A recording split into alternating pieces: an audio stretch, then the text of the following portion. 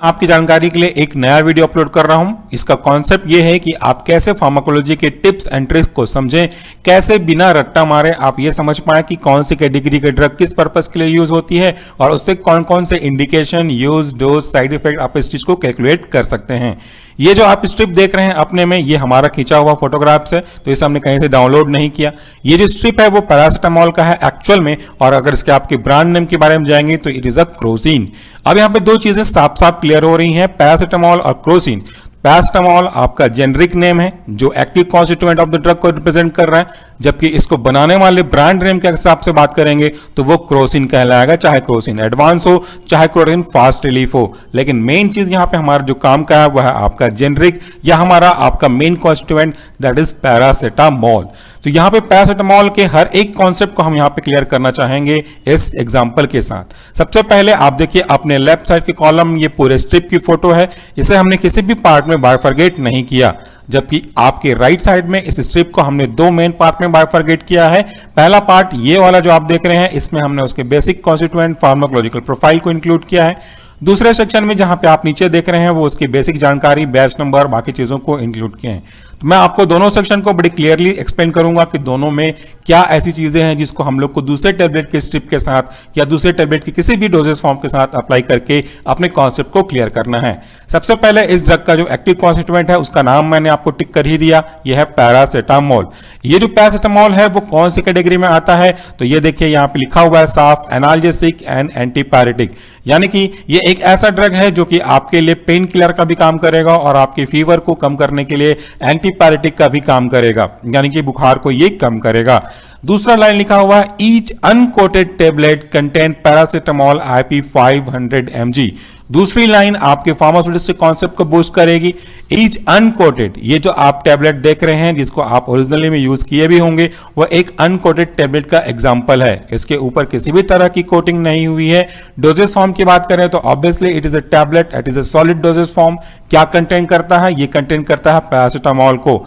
ये पैरासिटामोल कौन से तरह के फार्माकोपिया को फॉलो करके बनाया गया है इस टैबलेट को? तो यह है IP, that mean Indian pharmacopoeia. IP stand for Indian pharmacopoeia. इसका जो स्ट्रेंथ है, इसकी जो पावर है, वह है आपका 500 mg। ये आप याद रखिएगा। उसके बाद बात करते हैं डोजेस की, ये किस तरीके से किस डोज में लेना चाहिए। मैं यहां पे दोबारा रिवाइज करूंगा इस डिस्क्लेमर को, ये आपको सेल्फ मेडिकेशन नहीं करना है, ये बिना किसी प्रिस्क्रिप्शन के आपको मेडिसिन यूज नहीं करने हैं। मैं जनरल पर्पस के लिए नहीं, मैं एजुकेशन पर्पस के लिए आपको यहां पे एक्सप्लेन कर रहा हूं। डोज है एडल्ट के लिए और ऐसे चिल्ड्रन के लिए जो कि 12 साल से ऊपर हैं, तो उनके लिए 1 से 2 टैबलेट आप ले सकते हैं। कम से कम आपके एक टैबलेट से दूसरे टैबलेट के बीच में जो गैप होना चाहिए वो 4 से 6 घंटे के बीच का पक्का होना चाहिए। मैक्सिमम जो डोज है इसका आप ले सकते हैं एक 24 आवर के टाइम शेड्यूल में, वह है 8 टैबलेट। तो 500 mg का 8 टैबलेट मतलब आपका 4 ग्राम का टैबलेट एक मैक्सिमम केस में आप ले सकते हैं एक 24 घंटे में। इससे अधिक लेंगे तो आपको प्रॉब्लम होनी शुरू हो जाएगी। तो यहाँ पे साफ लिखा हुआ है, देखिए हर एक चीज को यहाँ पे अंडरलाइन करना पॉसिबल नहीं है ताकि आपको क्लियरली नहीं दिखेगा। अगर इससे आप एक्सीड करते हैं स्टैंडर्ड डोज से तो आपको प्रॉब्लम होगी लिवर की, लिवर टॉक्सिसिटी डेवलप कर सकता है। सो इनको आपको कभी भी 8 टैबलेट पर 24 आवर के अधिक नहीं लेना है किसी भी केस में। And the most important thing, do not use in children which are below the 12 year olds. Patient के लिए एक खास एडवाइस जो इस स्ट्रिप में साफ साफ मेंशन है, यहां पे आप देख सकते हैं, do not use with other paracetamol containing product. आप ये पैरासिटामोल 500 mg का टैबलेट ले रहे हैं तो इसके साथ में पैरासिटामोल का सिरप नहीं लेना है आपको, या कोई और ऐसा प्रिपरेशन नहीं लेना है जिसमें ऑलरेडी पैरासिटामोल कंटेन होगा, क्योंकि दोनों मिलकर के आपके डोज के स्ट्रेंथ को ज्यादा कर देंगे, तो यह आपके लिए सही नहीं रहेगा। आप इसको नहीं लें अगर आप पैरासिटामोल के लिए कोई एलर्जिक इंडिकेशन शो करते हैं, या इसको आपको नहीं लेना चाहिए जब आप किस तरह की ब्लड थिनिंग एजेंट को ऑलरेडी यूज कर रहे हैं। Seek medical advice. अगर आप बीमार हैं तो इस चीज को बहुत ध्यान से सुनिए, ध्यान से पढ़िएगा। जो बेसिक सिम्टम्स हैं वो अगर बने रहते हैं, जैसे पेशेंट अगर कोई लिवर या किडनी की प्रॉब्लम से परेशान है, अगर कोई ब्लड थिनिंग एजेंट ले रहे हैं, अगर किसी भी ड्रग का ओवरडोज हो गया है तो तुरंत आपको डॉक्टर को दिखाना चाहिए। इसको धूप और सनलाइट के डायरेक्ट प्रभाव से बचा कर रखें, बच्चों से दूरी बना कर रखें और कभी भी इसको किसी भी तरीके से यूज ना करें अगर इस स्ट्रिप का किसी भी कॉर्नर में कोई कट लगा हुआ है, क्योंकि ये आगे जाकर के आपके मॉइस्चर के कारण से इसकी क्वालिटी को स्पॉइल कर सकता है। ये आपके लिए प्रॉपर इंस्ट्रक्शन है, एक प्रॉपर गाइडलाइंस है। यहाँ पे एक वार्निंग सिग्नल भी दिया हुआ है, वो है taking more than maximum recommended daily dose. साफ साफ लिखा हुआ है कि आपको 24 घंटे में आपका 8 टेबलेट से ज्यादा नहीं लेना है। So never take more than recommended daily dose of paracetamol, because if you are taking such kind of drug तो आपको सीरियस लीवर डैमेज की प्रॉब्लम हो सकती है और इसके साथ साथ आपको दूसरे टाइप के एलर्जिक रिएक्शन हो सकते हैं, जैसे swelling of face, mouth and throat, ये आपको प्रॉब्लम हो सकती है। डिफिकल्टी इन ब्रीदिंग, ईचिंग और रैशेस ये भी हो सकते हैं अगर आपने इसके डेली रिकमेंडेशन डोज से ज्यादा लिया तो ये कुछ आपके लिए फार्माकोलॉजिकल प्रोफाइल हो गए। नीचे सेक्शन में देखिए मैन्युफैक्चर्ड बाय, यहां पे साफ लिखा हुआ है कि ये ड्रग किसके द्वारा बनाया गया है। This is manufactured by the Remedix Pharma Private Limited. ये दो अलग अलग चीजें हैं, मैन्युफैक्चर्ड बाय और मार्केटेड बाय। इसको बनाया किसी और फर्म ने है और इसको मार्केट में लॉन्च या इसके जो पब्लिसिटी है वो कोई और कर रहा है। Marketed bye GlaxoSmithKline, that is called GSK। तो ये हो गया मार्केटेड बाय और मैन्युफैक्चर्ड बाय। यहाँ पे आपकी कंपनी की जुड़ी हुई कुछ जानकारी दी गई होगी, साथ में इस प्रोडक्ट का जो बार कोड है ऑथेंटिसिटी के लिए वो यहाँ पे मिलेगा आपको। यहाँ से भी इसकी क्रॉस चेक कर सकते हैं आप इसकी ऑथेंटिसिटी को। ये एक टैबलेट का स्पेसिफिकेशन है। अब हम इसके नीचे के सेक्शन की ओर जाते हैं जहां पे आपको कुछ बेसिक इंडिकेशन मिलेगा। सबसे पहला है आपका बैच नंबर। ये बैच नंबर बहुत ही इंपॉर्टेंट है। अगर बनाते टाइम किसी भी तरह का ह्यूमन या मशीन एरर की वजह से इस टैबलेट में कोई कंटामिनेशन होता है या टॉक्सिक डेवलप होती है तो इसको मार्केट से रिकॉल, जिसको हम लोग ऑलरेडी पढ़े हुए हैं फेज 4 क्लिनिकल ट्रायल, तो इसको हम रिकॉल कर सकते हैं। तो अगर आपका बैच नंबर नहीं होगा तो आपको ये पता कैसे चलेगा कि किस तरह के बैच में प्रॉब्लम है। तो हर किसी का अपना एक तरीका होता है बैच नंबर देने का, ताकि वो अपने रिकॉर्ड से मैच करते हुए कौन से बैच को कहां कहां डिस्ट्रीब्यूट किया है इसकी जानकारी कलेक्ट कर सकें और उन सबको वापस मार्केट से रिकॉल कर सकें। So batch number is very important for the safety point of view as well as for identification point of view. दूसरा यहां पे लिखा हुआ है मैन्युफैक्चरिंग डेट। ये टैबलेट, ये डोजेस फॉर्म, ये प्रिपरेशन जो भी एग्जाम्पल के रूप में होगा वो कब बना है। यहाँ पे देखिए दिसंबर 2015। हर एक किसी का अपना एक पर्टिकुलर लाइफ होता है जहां पे वो अपनी एक्टिविटी को परफॉर्म करता है, उसके बाद जैसे ही वो टाइम खत्म होता है उसकी एक्टिविटी धीरे धीरे कम होती है। ये कोई टाइम बॉम्ब नहीं है कि जैसे ही एक्सपायरी डेट शुरू हो गया वो आपको टॉक्सिक इफेक्ट देना शुरू करेगा, लेकिन एडवाइस हमेशा यही रहती है कि एक्सपायरी डेट के बाद किसी भी तरह के मेडिसिन को यूज ना करें। तो यहाँ पे नीचे लिखा हुआ है expiry date, that is November 2017। तो यहाँ पे आप चेक कर सकते हैं कि इसकी एक्सपायरी डेट कितने दिनों की है। इसके बाद देखिए इसका जो मैक्सिमम रिटेल प्राइस है, इसको कोई भी मेडिकल स्टोर वाला मैक्सिमम किस प्राइस पे बेच सकते हैं फॉर 15 टैबलेट। तो यहाँ पे दो अलग अलग चीजें हैं जिसके लिए आपको यहाँ पे ध्यान देने की आवश्यकता है। कि बहुत अच्छा सैंपल मैंने छांट कर निकाला है अपने पुराने घर से, ताकि आप इन चीजों को क्लियरली समझ सकें। इसका जो ओरिजिनल प्राइस था वो था 16 रुपीज 36 पैसे। इसमें हर एक टैक्स इंक्लूडेड था, लेकिन as per the revised MRP, as per the DPCO drug and price control के अकॉर्डिंगली 2013 में इसको लॉन्च किया गया था। ड्रग एंड प्राइस कंट्रोल के अकॉर्डिंगली इसका जो प्राइस है वो रिड्यूस हो गया है। अब इसका जो रिटेल प्राइस है वो है 13 रुपीज 7 पैसे। यहाँ पे देखिए 16 रुपीज 36 पैसे था, वो यहाँ पे कम हो गया है। सो हमको हमेशा इस चीज का ध्यान रखना चाहिए कि कभी भी ड्रग प्राइस रिवाइज होती है तो उसके अकॉर्डिंगली ही प्राइस को आप एक्सेप्ट करें। तो इस तरीके से मैंने आपको एक टैबलेट के पीछे क्या क्या बेसिक जानकारी छिपी हुई है, इसकी जन्म कुंडली क्या क्या है, इसको मैंने आपको एक्सप्लेन किया।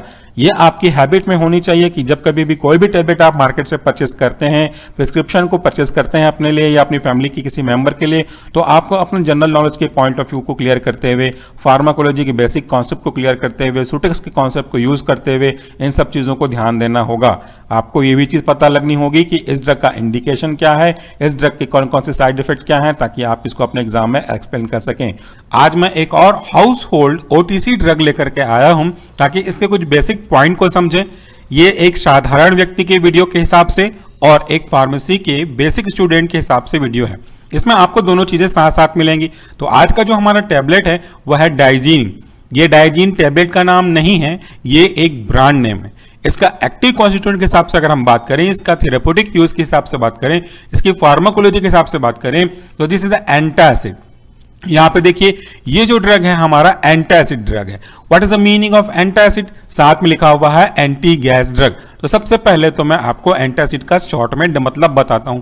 एंटासिड बना हुआ है एंटी प्लस एसिड से। तो जब कभी भी हम कुछ ऐसा खा लेते हैं जिसमें ऑलरेडी स्पाइस और मसाले ज्यादा हों तो उनके कारण से एसिडिटी आने लगती है, थोड़ी कट्टी डकारें आने लगती हैं, थोड़ा बर्निंग सेंसेशन होता है जिसे हम हार्ट बर्न कहते हैं। तो ऐसे केस में एसिडिटी को कम करने के लिए जिस एजेंट को हम यूज करेंगे ऐसे ही एजेंट को हम कहते हैं एंटासिड। अब यहाँ पे एक मजेदार बात क्या है, एसिड है हमारे पेट में और उसको हमको डाइजेस्ट करना है, उसको हमको न्यूट्रल करना है। तो आपने बचपन से पढ़ते आए हैं कि एसिड का उल्टा होता है बेस। सो अगर हम एसिड वाले सब्सटेंस में कोई बेस ऐड कर दें तो ये बेस आगे जाकर के एसिड को न्यूट्रल करेगा और आपकी जो एसिडिटी थी, क्या यूं कहूं कि हाइपर एसिडिटी थी, वो अब न्यूट्रल हो जाएगी। तो अगर आप केमिकल नेचर के हिसाब से बात करेंगे तो हमारा ये जो एंटासिड है वो बेसिकली बेस है। तो ये बेस हो गया आपका। और एंटी गैस टैबलेट मतलब जब कभी भी हमारे पेट में ब्लॉटिंग वगैरह होते हैं, फूलने लगती है पेट, इनडाइजेशन की प्रॉब्लम होती है, तब भी कि हम इस केस में आपके डाइजीन को या आपके एंटासिड को यूज कर सकते हैं। सो ये तो उनका थेरेप्यूटिक यूज के हिसाब से इनकी कैटेगरी हो गई। अब यहाँ पे देखिए quick relief from acidity and gas. जब कभी भी हम बात करते हैं एसिडिटी की तो उससे ये हमको रिलीफ प्रोवाइड करता है। आपने फार्मास्यूटिक्स में डिफरेंट टाइप्स ऑफ एडिटिव के बारे में पढ़ा है, उसमें आपका colouring agent, binding agent, sweetening agent, flavouring agent, कई चीजें होती हैं। तो यहाँ पे उसको रिकॉल करिए और यहाँ पे देखिए यहाँ पे यूज क्या हुआ है, फ्लेवरिंग एजेंट के रूप में मिंट यानी कि पुदीने के एक्सट्रैक्ट को यूज किया गया है। ऐसा फ्लेवर यहाँ पे यूज किया गया है। तो ये फ्लेवर तो वेरिएबल हो सकते हैं। ये जो स्ट्रिप है, इस स्ट्रिप में कुल टैबलेट की संख्या होती है 15। यह वेरिएबल है, 10 भी हो सकते हैं, 12 भी हो सकते हैं, 15 भी हो सकते हैं। पर जो मैंने अपने हाउस होल्ड चीजों से निकाल करके टैबलेट का स्ट्रिप लाया है, ये 15 टैबलेट का स्ट्रिप है। अब यहां पे देखिए मैं आपको बहुत ही महत्वपूर्ण और इंटरेस्टिंग चीजें दिखाने वाला हूं। यहां पे लिखा हुआ है each uncoated chewable tablet contains. सबसे पहली line each uncoated and chewable tablet. जब आप फार्मास्यूटिक्स पढ़ते हैं तो टैबलेट के बारे में पूरी जानकारी आपके पास होती है। कोटिंग के बारे में आप पढ़ते हैं, डिफरेंट टाइप्स ऑफ कोटिंग के बारे में पढ़ते हैं, sugar coated, film coated, एंट्रिक coated, etcetera and etcetera. लेकिन यहां पे देखिए अनकोटेड है, तो आपका जो डाइजीन है ब्रांड नेम के अकॉर्डिंगली जो एंटासिड है उसमें किसी भी तरह की कोटिंग नहीं है। और दूसरा चीवेबल टेबलेट, मतलब ऐसा टेबलेट जिसे हम चबा करके खा सकते हैं या हमें चबा करके खाना चाहिए। कई तरह के टैबलेट होते हैं। क्लोरोक्विन की बात करेंगे आप, एंटी मलेरियल ड्रग, तो उसको चबाना तो दूर, उसको मुंह पे रखना पॉसिबल नहीं है, बहुत बीटरनेस होता है उसका। डिस्पिन की अगर आप बात करते हैं तो उसको मुंह पे ओरली ऐसे नहीं खाते हैं, हम उसको पानी में डिजोल्व करके यूज करते हैं। तो यहाँ पे जो टैबलेट है, एक लिम्सी भी होता है, आपने सुना होगा आज के डेट में, तो उस लिम्सी को चिवेबल टैबलेट के रूप में या फिर इसको सक करके चूज करके खाते हैं। तो ये जो टैबलेट है इसको आप चबा करके या नॉर्मली आपके सलाइवा के साथ मिक्स करके यूज कर सकते हैं। इस टैबलेट का एक्टिव कॉन्स्टिट्यूएंट क्या क्या है, इसमें क्या क्या है, तो आप थोड़ा देख लिया। आप अपने राइट साइड पे इस साइड में मूव करिएगा। यहां पे देखिए ईच अनकोटेड टैबलेट क्या क्या कंटेन करता है। Dried aluminium hydroxide gel. ये जो एल्यूमिनियम हाइड्रोक्साइड है इसका काम क्या है, ये हमने एंटासिड में पढ़ा हुआ है पूरा डिटेल से हमारे मेन चैनल सॉल्यूशन फार्मेसी में। एल्यूमिनियम हाइड्रोक्साइड एंटासिड का एक एग्जाम्पल है। दूसरा देखिए मैग्नीशियम हाइड्रोक्साइड, बिल्कुल सेम है ना, एल्यूमिनियम की जगह मैग्नीशियम है, ये भी एक एंटासिड का एग्जांपल है। फिर यहां पे बीच में देखिए मैग्नीशियम एल्यूमिनियम सिलिकेट, ये भी एक एंटासिड का इंपॉर्टेंट है जो एसिडिटी को कम करेगा, ब्लॉटिंग को, एसिडिटी को, बर्निंग को कम करेगा। तो ये इनका कॉन्स्टिट्यूएंट है। एक मजेदार चीज आपको मैं शेयर कर रहा हूं, ऑलरेडी मैंने क्लास में शेयर किया हुआ है।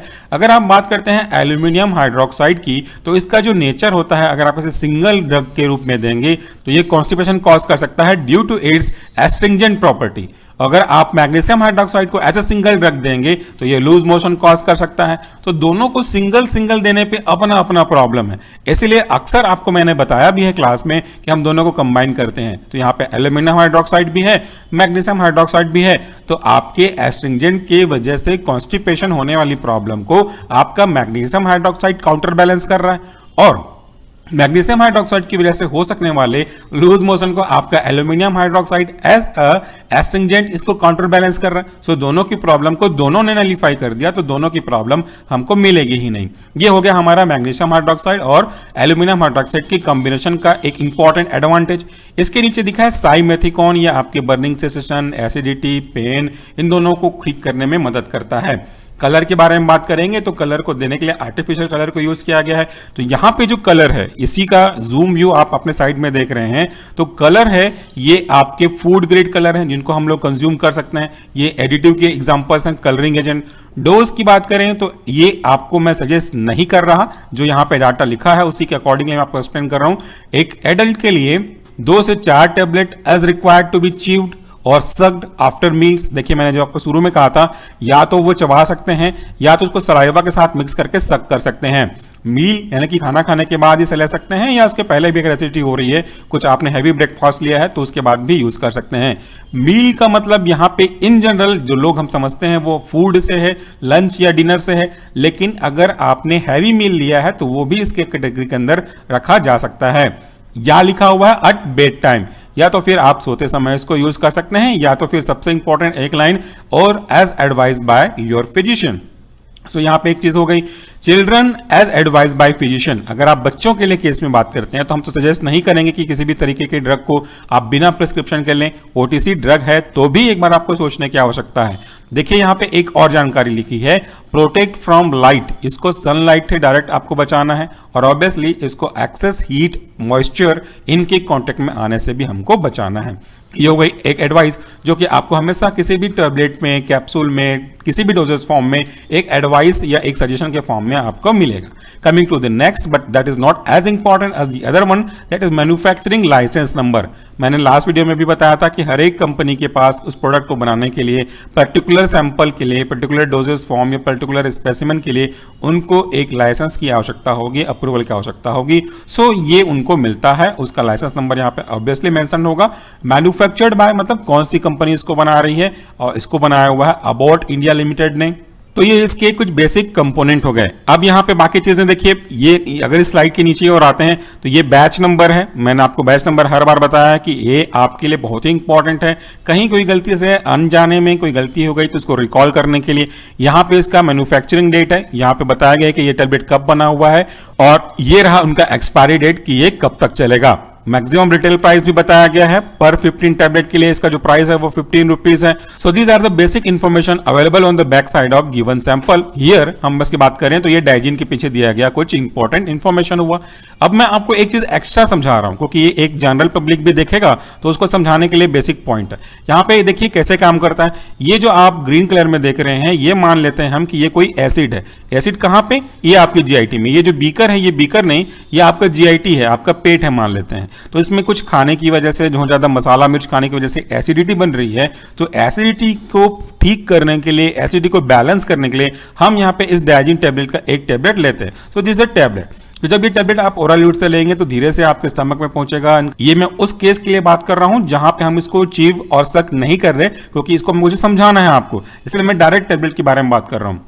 यानी कि इसको आपको सलाइवा के साथ लेना चाहिए, लेकिन यहाँ पे समझाने के पर्पज से इसको मैंने सॉलिड के फॉर्म में दिखाया हुआ है। सो यहाँ पे ये अंदर जाएगा, और ये चूंकि एंटासिड है, एंटासिड मतलब anti acid, that means anti plus acid is equal to neutral कर देगा। इसका नेचर बेस है, तो यहाँ पे आपकी एसिडिटी की प्रॉब्लम को ठीक करेंगे और एसिडिटी चली जाएगी, और आपका जो डिस्कंफर्ट था, गैस की प्रॉब्लम थी, देखिए यहाँ पे गैस की प्रॉब्लम, एसिडिटी की प्रॉब्लम, वो सॉल्व हो जाएगी। तो आज का जो हमारा टैबलेट था वो था डाइजीन एंटासिड टैबलेट, हम इसको बोलते हैं।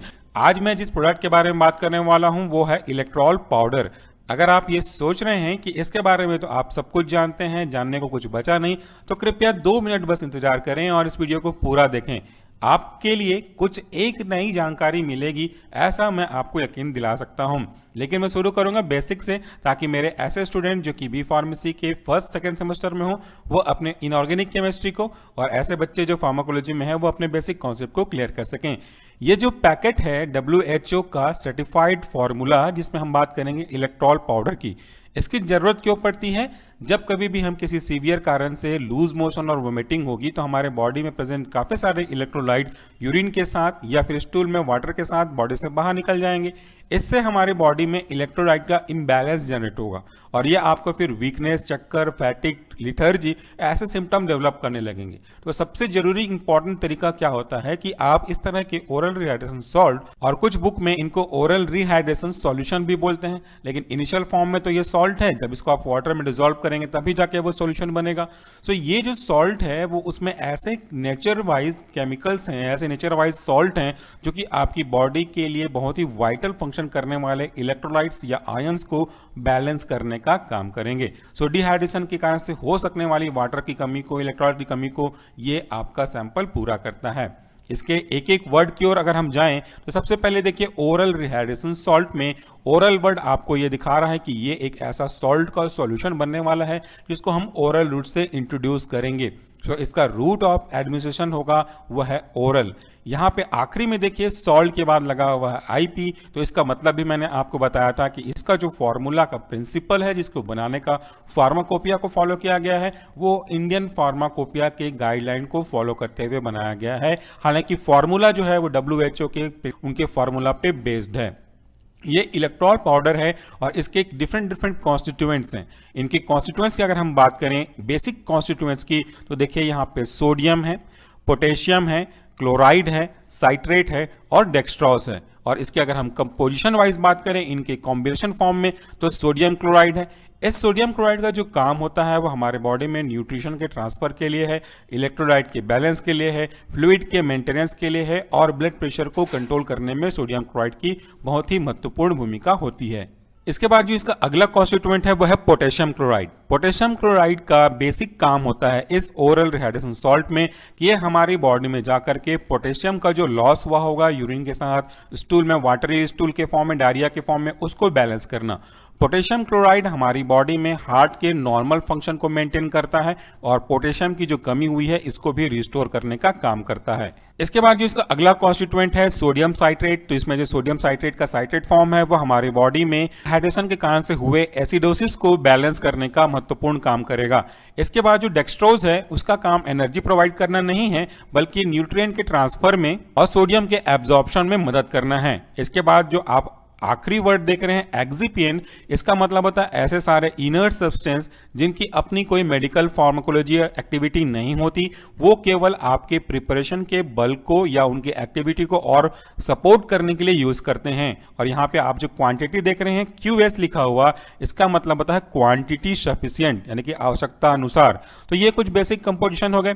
यहाँ पे जो WHO का फॉर्मूला है उन्होंने इसको रिवाइज किया है।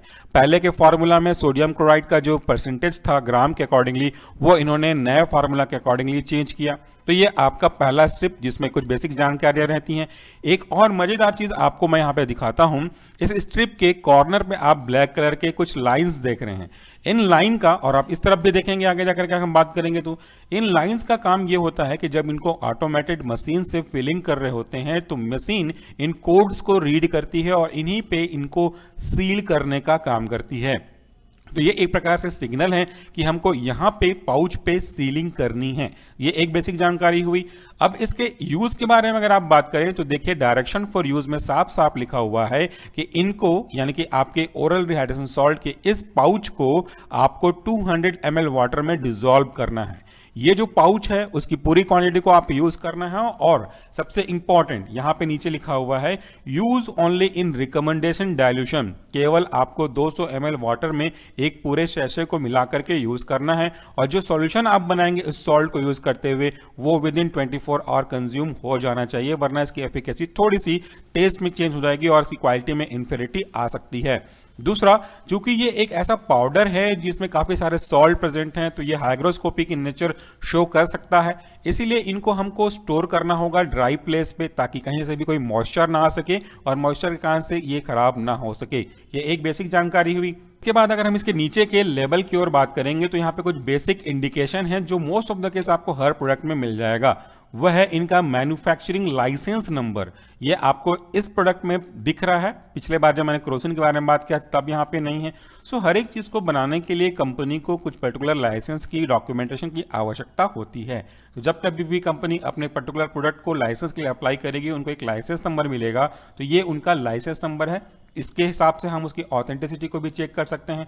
दूसरा आता है इसमें बैच नंबर, यानी कि कौन से बैच में इस प्रोडक्ट को बनाया गया, ताकि अगर कहीं कोई दिक्कत होती है फ्यूचर में मार्केट से रिकॉल करने की आवश्यकता पड़ती है ड्यू टू सम नोन और अननोन कंटामिनेशन, तो इस प्रोडक्ट के बैच नंबर के हिसाब से हम इसको इजीली आइडेंटिफाई कर सकते हैं और इनको इजीली मार्केट से रिकॉल कर सकते हैं। जैसा मैंने पिछले बार भी कहा था, ये कंपनी की अपनी पॉलिसी के ऊपर ये बैच नंबर को डिसाइड करते हैं। उसके बाद इनका मैन्युफैक्चरिंग डेट होगा, कब तक इसकी क्वालिटी मेंटेन रहेगी, यानी कि इसकी एक्सपायर डेट होगी, तो यहाँ पे मेंशन किया हुआ है। मैक्सिमम रिटेल प्राइस भी यहाँ पे है। एक चीज और आपसे शेयर करना चाहूंगा, अगर इलेक्ट्रॉल पाउडर की अगर आप बात करते हैं तो इनको आपको आपके एक्सपायरी डेट से पहले ही कंज्यूम कर लेना चाहिए, वरना ये आगे जाकर के आपको थोड़ा सा एक क्लम्सीनेस बनने लगेंगे, एक इनका एडेसिव दिखने लगेगा, एक बल्क फॉर्मेशन करने लगेंगे, जिससे इनकी क्वालिटी इंफीरियर हो सकती है। तो ये कुछ बेसिक जानकारी। अब मैं आपको एक इंटरेस्टिंग चीज दिखाने वाला हूं। ये कोई गलती नहीं है, ना ही कोई मिस्टेक है, लेकिन ये कंफ्यूजन या एरर कॉज कर सकता है। अगर आप इस पैरामीटर की ओर ध्यान से देखेंगे और इनके सामने रेस्पेक्टिव प्रिंटिंग देखेंगे तो थोड़ा सा ये मिसप्लेस हो गया है। तो इसके अकॉर्डिंगली क्या है, अगर मैं बात करूं यहाँ पे बैच नंबर की, तो बैच नंबर ऊपर जा चुका है। अगर मैं बात करूं मैन्युफैक्चरिंग डेट की, तो मैन्युफैक्चरिंग डेट ऊपर जा चुका है। और अगर मैं बात करूं एक्सपायरी डेट की, तो एक्सपायरी डेट भी ऊपर जा चुका है। तो इससे क्या समझ में आएगा, देखिए एक्सपायरी डेट की जगह होनी चाहिए थी यहाँ पे, लेकिन एक्सपायरी डेट चूंकि सारे डाटा ऊपर जा चुके हैं, इसलिए एक्सपायरी डेट पहुंच गया है यहाँ पे। किसके पैरेलल में, ये पहुंच गया आपके मैन्युफैक्चरिंग डेट की तुलना में। तो थोड़ा सा कंफ्यूजन कॉज कर सकता है कि यहाँ पे इस ड्रग का जो मैन्युफैक्चरिंग डेट है वो ये है, जबकि एक्चुअल में this is a expiry date. So इन चीज़ों को हमको थोड़ा सा ध्यान देना पड़ता है कि ये आपके बेसिक कॉन्सेप्ट को पूरा कर सकें। तो यहाँ पे आज के प्रोडक्ट में मैंने बात किया ओरल रिहाइड्रेशन सॉल्ट का, जो कि हमारे बॉडी में डिफरेंट टाइप्स ऑफ इलेक्ट्रोलाइट के इम्बैलेंस को वापस से इसके नॉर्मल वैल्यू पे रिस्टोर करने की कोशिश करते हैं। ये आपके लूज मोशन और वोमिटिंग, सीवियर वीकनेस के केस में काफ़ी मदद करता है।